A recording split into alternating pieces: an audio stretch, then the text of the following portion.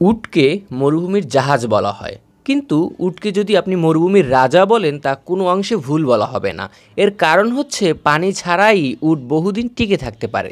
এখন প্রশ্ন আসে, উট আসলে কিভাবে পানি ছাড়াও বহুদিন টিকে থাকতে পারে। আমি তানভীর উদ্দিন খান আছি আপনাদের সঙ্গে। ভিডিওটি ভালো লাগলে একটি লাইক দিন, ইউটিউবে দেখে থাকলে চ্যানেলটি সাবস্ক্রাইব করুন এবং ফেসবুকে দেখে থাকলে আমাদের ফেসবুক পেজটি ফলো করুন।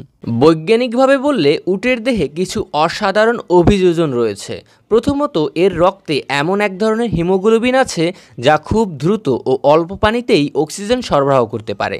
উট সম্পর্কে অনেকে একটা ভুল ধারণা পোষণ করে থাকেন। অনেকে মনে করেন উটের কুজে হয়তো পানি সংরক্ষিত থাকে, কিন্তু আসলে উটের দেহের কুজে কোনো পানি সংরক্ষিত থাকে না, বরং উটের কুজে থাকে ফ্যাট সংরক্ষিত।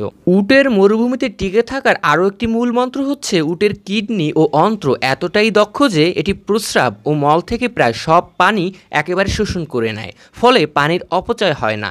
এছাড়া উট তার শরীরের তাপমাত্রা দিনে বাড়ায় আর রাতে কমায়, যাতে ঘাম কম হয়। উট একবারে 100 লিটার পর্যন্ত পানি খেতে পারে এবং সেই পানি শরীরের কোষে ধরেও রাখতে পারে দীর্ঘদিন ধরে। এইসব বৈজ্ঞানিক অভিযোজনের মাধ্যমে উট মরুভূমিতে টিকে থাকে কালের পর কাল, দিনের পর দিন, মাসের পর মাস।